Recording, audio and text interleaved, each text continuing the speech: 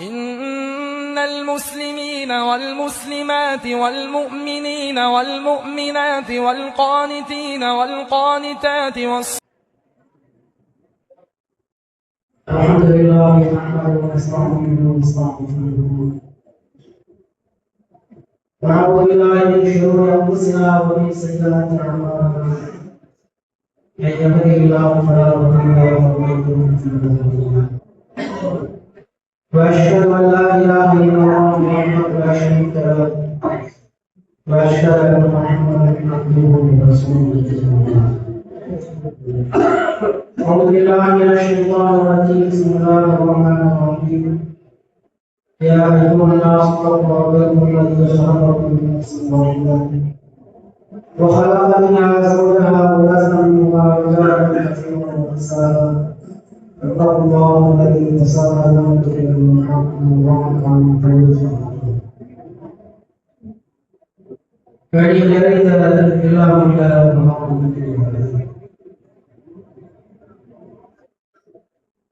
இதிலிருந்து குர்ஆன் கூறும் எச்சரிக்க வேண்டும் என்ற தலைப்பின் கீழ் பல்வேறு தகவல்களை நாம் அறிந்திருக்கிறோம். அல்லாஹ் ரப்பல் ஆலமீன் குர்ஆனை குறித்து சொல்லும் பொழுது வமா ஹுவ இல்லா திக்ருல் லில் ஆலமீன், அகிலத்தாருக்கு அறிவுரைகளை தவிர வேறு எதுவும் இல்லை. குர்ஆனை பற்றி அல்லாஹ் சொல்லும் பொழுது உலகத்தால் அனைவருக்கும் இது அறிவுரை, முஸ்லிம்கள் மட்டும் சொந்தமல்ல, உலகத்தில் யாரெல்லாம் வாழ்ந்து கொண்டிருக்கின்றார்களோ அவர் எந்த கொள்கை கோட்பாடுகளாக இருந்தாலும் செய்தார், எந்த மதத்தை சார்ந்தவர்களாக இருந்தாலும் சரிதான், எந்த நாட்டை சார்ந்தவர்களாக இருந்தாலும் சரிதான், எந்த மொழி பேசக்கூடியவர்களாக இருந்தாலும் சரிதான், எல்லா மனிதர்களுக்கும் திருமறை குர்ஆன் அறிவுரை சொல்கின்றது. இந்த அறிவுரை யாருக்கு பயனளிக்கும் என்பதையும் அல்லாஹ் சேர்த்து சொல்கின்றான். வதக்கிர் ஃபஇன்ன ذِكْرَى تَنْفَعُ الْمُؤْمِنِينَ. இந்த அறிவுரை யாருக்கு பயனளிக்கும்? கேட்கக்கூடிய அனைவருக்கும் பயனளிக்குமா? அனைவருக்கும் பயனளித்திருக்கின்றதா?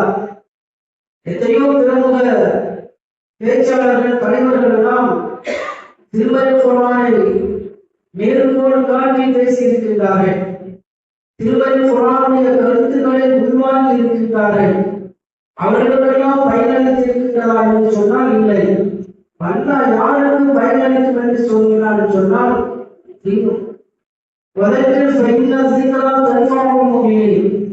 நம்பிக்கை கொண்டவர்களுக்கு பயனளிக்கும், எல்லோருக்கும் பயனளிக்காது.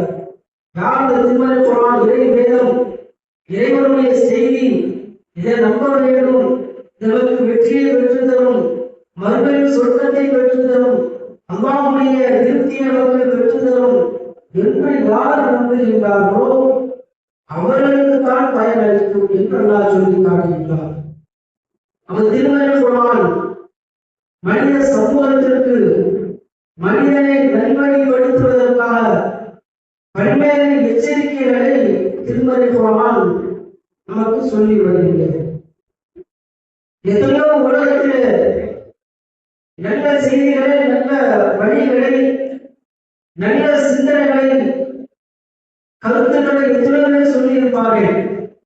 ஆனால் அல்லாஹ் திருமறை குர்ஆனை பற்றி சொல்கின்ற போது அல்லாஹ் என்ன சொல்கிறார்? திருமறை குர்ஆன் எல்லா மனிதர்களுக்கும் நேர்வழி காட்டக்கூடியது. திருமறை குர்ஆன் எல்லா மனிதர்களுக்கும் நேர்வழி காட்டக்கூடிய, நேர்வழியை சரியானதாக காட்டும், சரியான நேர்வழியை காட்டும் சமூகத்திற்கு அல்லாஹ் சொல்லி காட்டுகின்றார். அடுத்தது குர்ஆனை பற்றி அல்லாஹ் சொல்கின்ற பொழுது எச்சரிக்கை செய்யக்கூடியது திருமறை குர்ஆன். எச்சரிக்கை செய்வதற்காக பல்வேறு இறை தூதர்களை அல்லாஹ் ரப்பல் ஆலமீன் இந்த உலகத்திற்கு அனுப்புகின்றார். இந்த உலகத்திற்கு பல்வேறு இறை தூதர்களை எச்சரிக்கை செய்வதற்காக அனுப்புகின்றார். எந்த குர்ஆன் எச்சரிக்கை செய்கின்றதோ, எந்த குர்ஆன் நேர்வழி காட்டும் என்று சொல்கின்றதோ, அந்த குர்ஆன் சொல்கிறது பல்வேறு இறை தூதர்களை இந்த உலகத்திற்கு நாம் அனுப்பினோம். எதற்காக என்று சொன்னால் மக்களுக்கு எச்சரிக்கை செய்வதற்காக, சுப செய்தி சொல்வதற்காக. உமர் நூசில் முர்சலீன இல்லா முபஷ்ஷிரீன வமுன்திரீன். எத்தனையோ இறை தூதர்கள் உலகத்திற்கு நாம் அனுப்பி வைத்தோம்.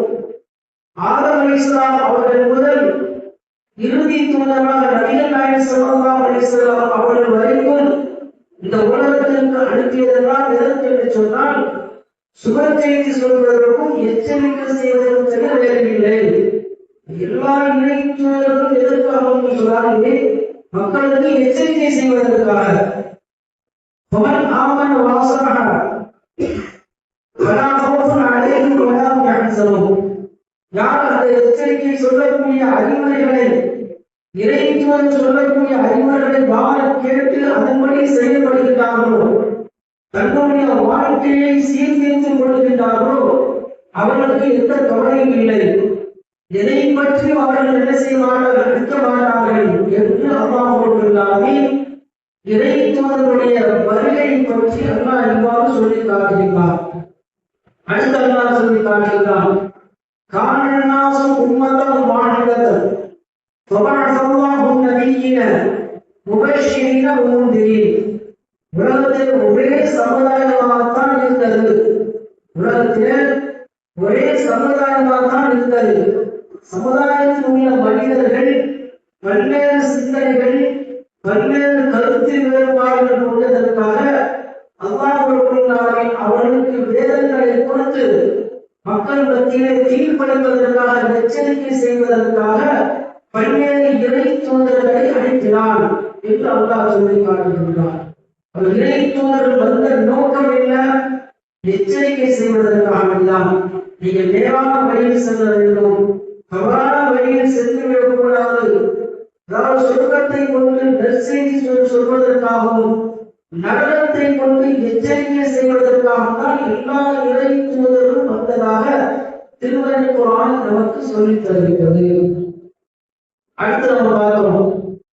அடுத்து அல்லாஹ் சொல்லி காட்டுகிறார், நபிகள் நாயகம் ஸல்லல்லாஹு அலைஹி வஸல்லம் அவருடைய தூதர் அல்லாஹ் சொல்லி காட்டுகிறார், இன்னா அர்ஸல்னாக பில் ஹக்கி பஷீரன் வ நதீரா.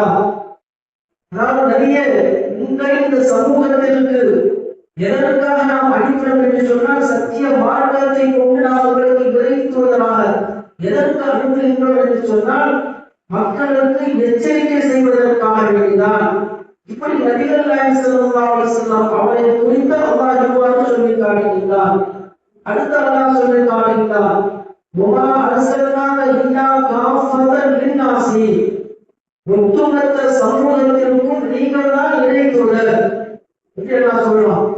நபிகள் நாயகம் ஸல்லல்லாஹு அலைஹி வஸல்லம் அவர்கள் உலக மக்களுக்கு வாழ்ந்த காலத்தில், அவர்கள் உலகத்தில் வாழ்ந்த காலத்தில் அந்த மக்களுக்கு மட்டும் இறை தூதர் அல்ல, எல்லா மக்களுக்கும் அவர்கள் சஹாபாக்களுக்கு அவர்தான் இறை தூதர்.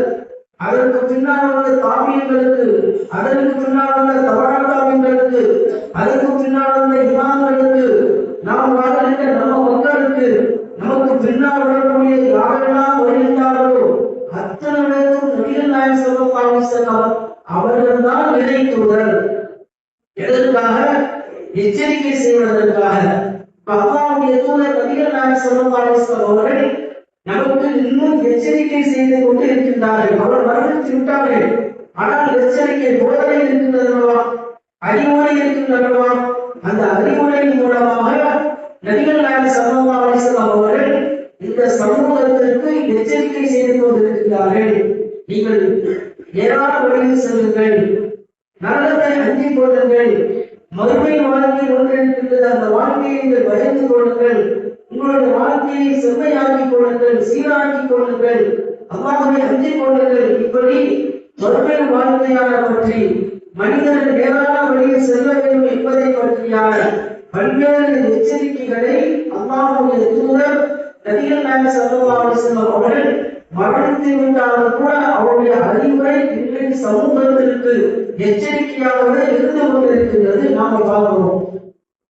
அடுத்த நபிகள் நாயகம் ஸல்லல்லாஹு அலைஹி வஸல்லம் அவர்கள் மக்களுக்கு சொல்லுகிறார்கள், நான் ஏன் வந்திருக்கேன் தெரியுமா, நான் ஏன் உலக மத்தியில நான் வந்திருக்கேன் தெரியுமா அப்படின்னு ஒரு உதாரணத்தின் மூலமாக, அழகிய ஒரு உதாரணத்தின் மூலமாக, ஒரு உவமை மூலமாக, உதாரணத்தின் மூலமாக நபிகள் நாயகம் ஸல்லல்லாஹு அலைஹி வஸல்லம் அவர்கள் அந்த மக்களுக்கு சொல்கிறார்கள்.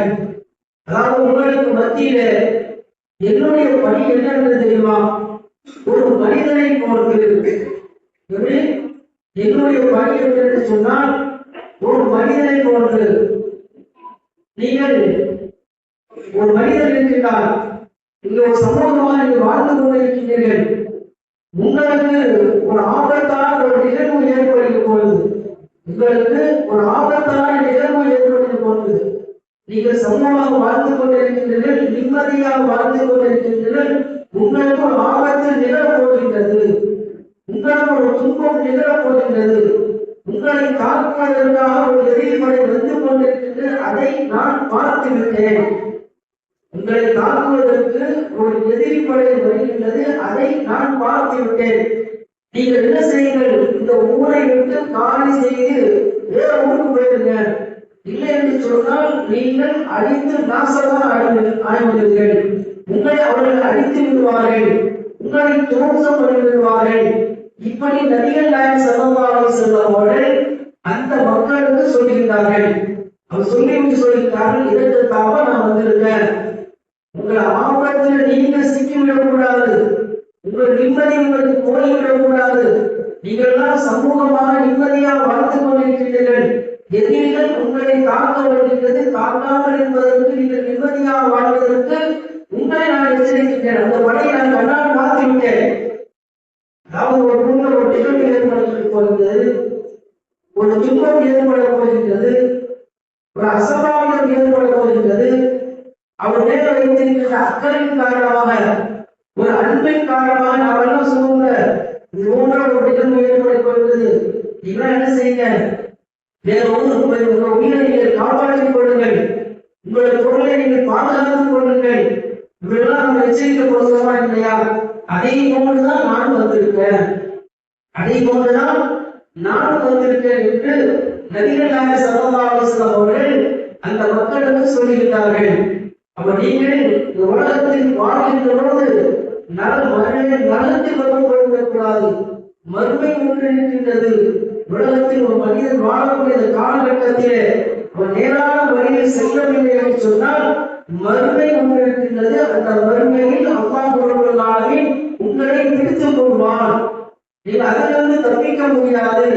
மறுமை வாழ்க்கை செம்மையாக இருக்கும் என்று சொன்னார், மறுமை வாழ்க்கை நல்லதாக அமைய வேண்டும் சொன்னால் உலகத்தில் நீங்கள் சரியான வழியை தேர்வு செய்து நீங்கள் நடக்க வேண்டும். அதற்குத்தான் நான் வந்திருக்கின்றேன் என்று நபிகள் நாயகம் ஸல்லல்லாஹு அலைஹி வஸல்லம் அவர்கள் அந்த மனிதர்களுக்கு, அந்த வாழ்ந்த மனிதர்களுக்கு உதாரணத்தை சொல்லி, இதற்குதான் இதுதான் என்னுடைய பணி, எச்சரிப்பதுதான் என்னுடைய பணியை. எல்லா இணை தூதர்களும் இந்த நோக்கத்திற்காக தான் வந்தார்கள். ஆதம் அலைஹிஸ்ஸலாம் அவர்கள் முதல் நபிகள் நாயகம் ஸல்லல்லாஹு அலைஹி வஸல்லம் அவர்கள் வரைக்கும் பல்வேறு இணை தூதர்கள் வந்தாலே அந்த இணை தூதர்களுக்கு முக்கியமான காரணம் இதுதான். சொர்க்கத்தை கொண்டு சுழற்சியை சொல்லணும் மக்களுக்கு, அதே போல நரகத்திலிருந்து எச்சரிக்கை செய்யணும். எச்சரிக்கை செய்வதற்காக பல்வேறு இணை தூதர்கள் வந்தார்கள். அந்த வரிசையில் நானும் இணை தூதராக வந்திருக்கேன், உங்களை எச்சரிக்கை செய்வதற்காகதான் அப்படின்னு அந்த மக்களிடத்தில் சொல்கிறார்கள். இன்னும் சொல்ல போனால் இதைவிட தெளிவாக நபிகள் நாயகம் ஸல்லல்லாஹு அலைஹி வஸல்லம் அவர்கள் இன்னொரு உதாரணத்தை கொண்டு சொல்கிறார்கள். ஒரு மனிதன் நெருப்பை மூட்டுகின்றார், ஏதோ நமக்கு தேவைக்காக வேண்டி, ஏதோ ஒரு வருமானத்துக்காக வேண்டி, ஒரு நன்மைக்காக வேண்டி நெருப்பை மூட்டுகின்றார். நெருப்பை மூட்டுகின்ற பொழுது வெட்டின் பூச்சிகள், சின்ன சின்ன பூச்சிகளாக இருக்கும் அல்லவா, அதெல்லாம் என்ன செய்து பறந்து வந்து அந்த நெருப்பு பக்கத்துக்கு வருகின்றது. அதுக்கு என்ன தெரியும், ஏதோ ஒரு வெளிச்சமாக இருக்கிறது, ஏதோ ஒரு நன்மை நாடி வருகின்றது. இந்த மனிதன் என்ன செய்கின்றான், அந்த பூச்சி எல்லாம் விரட்டி விடுகின்றான். வராத போயிடு, விழுந்தா பெருக்கி போயிடுவ, விழுந்தா சாம்பலா போயிடுவ அப்படின்னு விரட்டி விடலாம்.